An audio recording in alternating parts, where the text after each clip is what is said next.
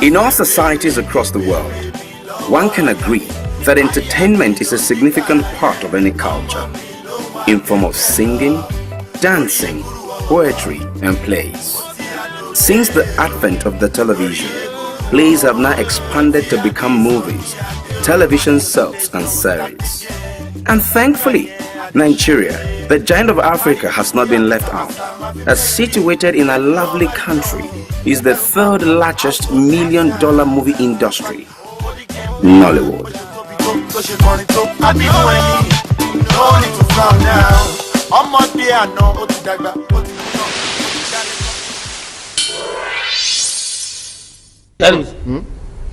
John time, small time now. That dog, indeed, he go grow for my head. Thank you. In tail, go grow for my neck. Whoa. Then in tail, go come for my ear. Then small time, I begin to back like dog.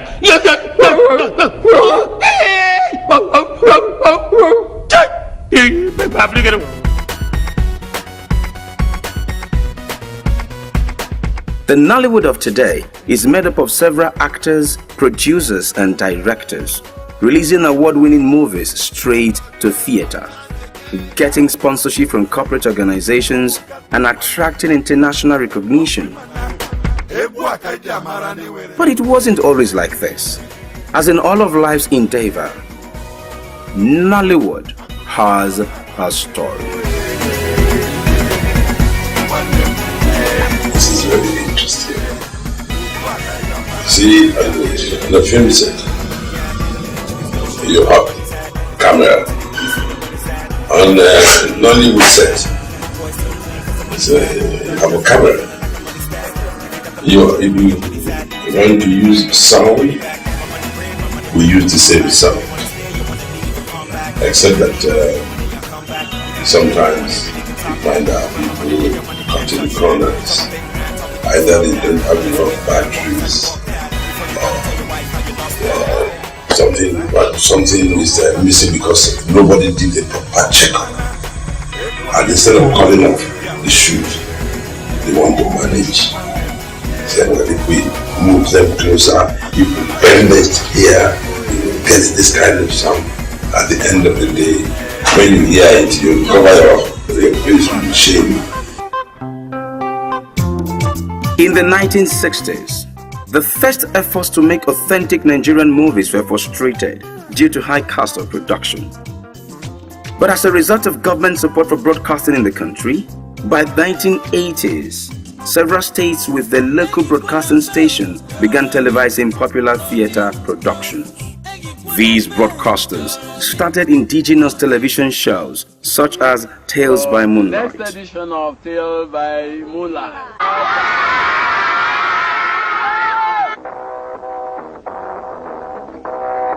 Things Fall Apart, based on the award-winning novel of the famous Chinua Achebe, Nigerians literally icon. Everybody get. Father, Everybody get. I hear you, Father. Agro.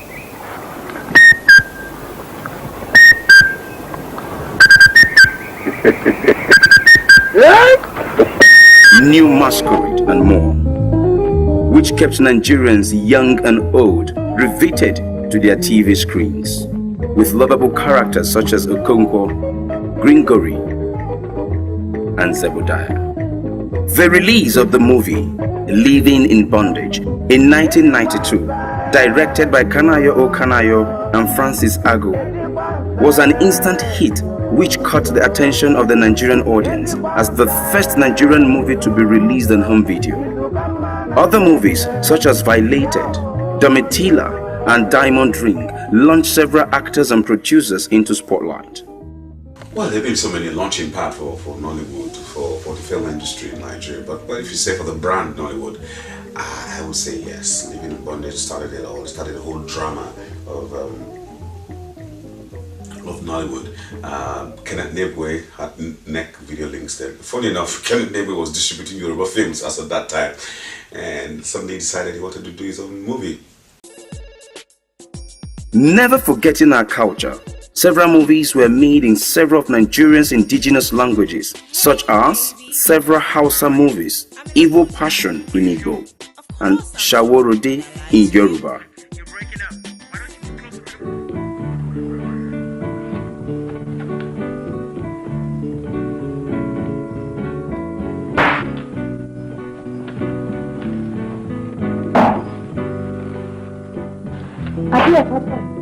Hey, come on, dákẹ́ máa lọ ra àwọn ẹ̀fọ́ bí yóò.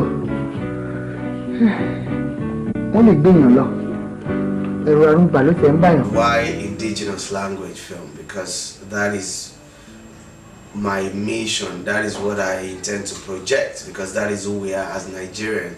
We're not just one tribe. We're not just one ethnic group. We have 200 and something, dialects and languages in Nigeria, and we have a way of relating with each other, through entertainment and all that. The industry began turning out about 200 movies a month straight to cassette. The smart and business-inclined Igbo people spotted a gap in the market and began a distribution network for home videos across Nigeria. The primary distribution centers were, and still are, Idumota Market in Lagos Island, Ojo Alaba International Market, both in the western part of the country, 51 Iweka Road, Onisha, and 1/3 Pound Road, Aba, in the eastern part of the country. These marketers, as they are called, engaged in aggressive marketing using various means such as posters, trailers, and television adverts. You may be 19 now. Over time, the movie industry picked up, and with it, the careers of several directors, producers, and of course, actors, such as the versatile Chico Ejiro, Zeb Ejiro, Omotala Jalade Ekende, Ramsey Noah, Kate Henshaw, Osita Iheme, Chinedu Ikedieze, and the humorous Nkem Owo, whose movie Osofia in London was one of the first to catch international attention. Donna left property and money, and they want me to go to overseas. Exactly. And claim it.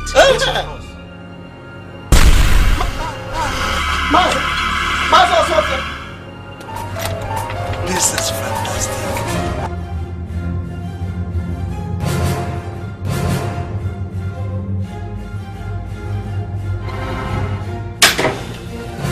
Is he talking yet? Hardly.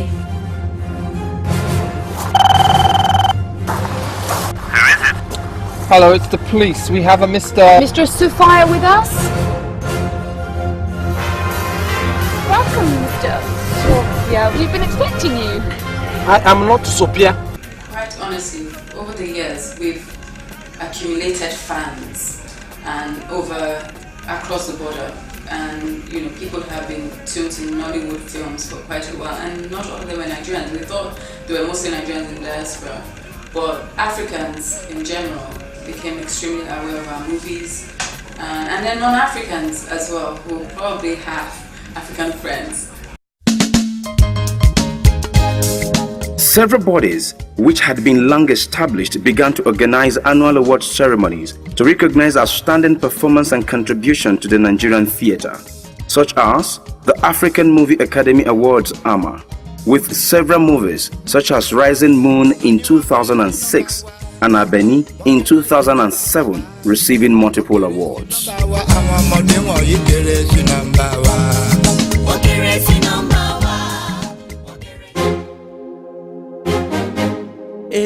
Today, with Nollywood booming into a $500 million industry, various producers and actors began to develop the movie market for indigenous languages, with Funke Akindele coming out with the Yoruba blockbuster Jennifer, which had all Nigerians going about with the movie mantra. Let's go there. Syria ke ayetere ke. Say Siri. Latoni lo. Jennifer ke. Lagos ke. As filmmaking changed, we have improved in terms of quality. We've improved in terms of the scripting. We still have a long way to go in terms of the output, training, development, but we are getting there.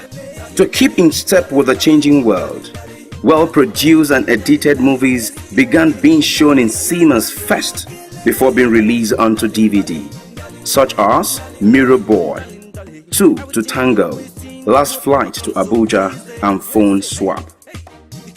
Enabling producers and directors generate revenue from ticket sales as well as product placement in their movies. Funding is a very major challenge, especially when you have a tall dream, especially when you're doing something that is quite different from what everybody is doing. Movie channels showcasing Nigerian movies have also been launched on the DSTV cable network, starting out with African Magic. The channels have now expanded to African Magic World, African Magic Yoruba, and Hausa. As of 2009, UNESCO rated Nollywood the #2 movie industry in the world in terms of output, with movies now being well thought out in terms of scripts, continuity, and directors taking longer periods than 3 days to shoot a movie. The industry continues to grow and gain more international recognition. Actors and producers from Nigeria have begun collaborating extensively with Ghanaian movie stars in several movies, and the African daily soap, Tinsel, and most recently, Turning Point, in which Nollywood meets Hollywood, starring Todd Bridges and Annie Hudson. So you want to tell me that guy brought you all the way from Nigeria to this place to put me under a budget? Man, I don't chop up for you. And hey, you got African roots too. Yes, we will be the hub of entertainment for Africa. We are, even right now we are, but it would be, we will then become impossible to beat. At the rates at which things are growing, I think we won't recognize Nollywood in the next 10 years. I'm not even sure it will be called Nollywood in the next 10 years. I am an eternal optimist. I know. We are going to move forward. If we believe that we can achieve, let's work as a team and live up the dream. Most recently, one of the foremost women in Nollywood, Omotola Jalade Ekende, was voted as one of Times Magazine 100 most influential people of 2013. The novel Half of a Yellow Sun by Chimamanda Adichie has been adapted into a movie starring several Hollywood actors. Toast with some pan wine and some good food from a going women from 504s and 505s. With constant growth, reinvention and introduction of new technology, as well as President Goodluck Jonathan declaring the creation of a 3 billion naira grant named Project Nollywood, geared to support the nation's movie industry at the 20th anniversary of the release of Living in Bondage. The story of Nollywood is truly just beginning. Come and watch Nigeria take over. Be fascinated. Raise a Nigerian, real independent, we buy Nigerian, 50 years younger, strong Nigerian.